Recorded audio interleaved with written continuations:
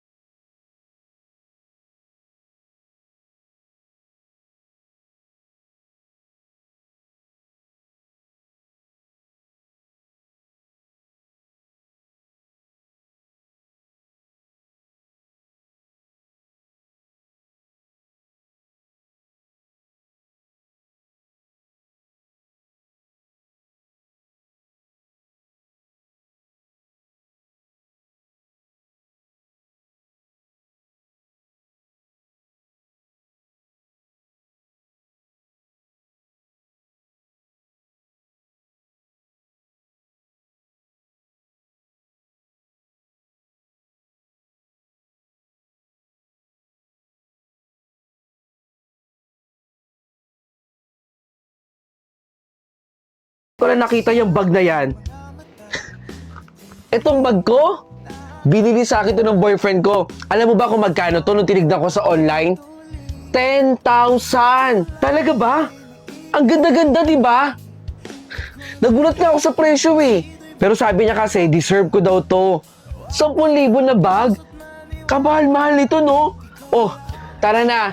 Ano pang tinutunga-tunga mo dyan? Pumunta na tayo doon.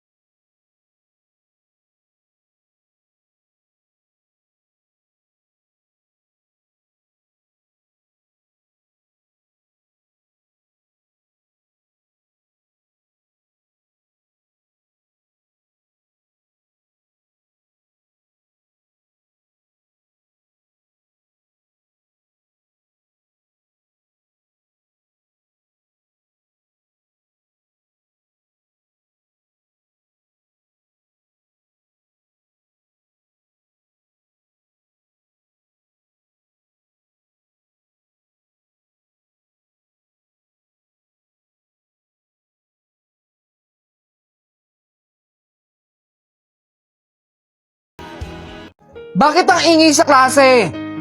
Teka. Estudyante ba kita rito? Ngayon lang kita nakita. Alam mo, kung pwede lang lumabas ka na dahil magtuturo na ako sa mga estudyante ko. Nako, inaatake na naman ng sungit at galit si ma'am. Nakakatakot si ma'am, no? Ayaw man lang umiti. Joseph! Ano binubulong-bulong niyo dyan? Okay, get your assignment now!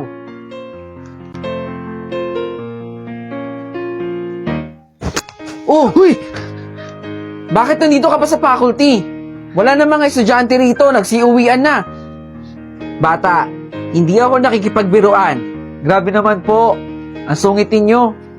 Sayang po yung ganda ninyo. Kung may problema po kayo, alam ko po na malalagpasan po ninyo yan. Anong alam mo sa problema ko? Anong alam mo sa akin? Hindi mo ako kilala. Wala kang alam sa pinagdadaanan ko. Grabe naman. Ang sungit ni ma'am. Ay, grabe. Ang dami ko na nga problema. Sumabay pa yung traffic. Hi, ma'am! Ikaw na naman. Opo, ako po ulit. Tigilan mo ako ba? Hindi ako nakipag... Uy, teka lang ma'am, sandali. Mag-joke lang naman ako eh. Ano to? Eddie, bulating inasihan. Joke ba yon? Tumatawa ka nga, ma'am eh. Yan! Ganyan po. Dapat lagi tayong umingiti. Alam mo bata, kumain ka na ng breakfast mo. Alam ko, gutom lang yan. Ikaw talaga. Kung magre-resist kayo, mag-resist na lang kayo ha. Ang ingi-ingi nyo pa. Ma'am, bumiti ka lang po. Ang ganda-ganda nyo po. Alam ko na naman, mag-joke ka na naman, bata. Gutom ka na ba? Sumuban sa bayan ako? Tara, kain tayo. Aba, gusto ko yan, ma'am, ha? Grabe, napangiti niya si ma'am. Kaya nga first time ko siyang makitang ganyan. Asan na kaya yung bata? Ilang araw na siyang hindi nagpapakita sa akin, ah. Nakakapagtaka naman.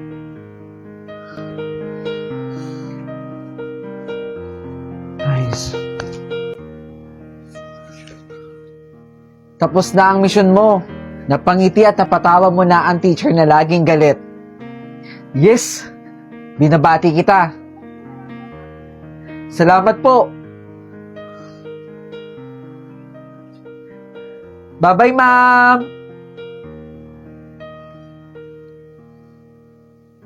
De La Cruz, late ka na naman? Alam mo bang may exam tayo at dapat pumasok ka ng maaga? Pasensya na po, sir. May inasikaso lang po kasi sa bahay. Nako, umupo ka na at mag-exam ka. Pero ilang minuto na lang ang natitira, ah. Oh. Sige po, sir. Pasensya na po ulit. Ilan po? De La Cruz, hinahanap ka ni sir. Nagtatanong bakit ka raw absent. Nandito ka lang pala, nagtitinda. Huwag kang maingi kay sir. Naka-uniform ka pa habang nagtitinda. Alam ba to ng magulang?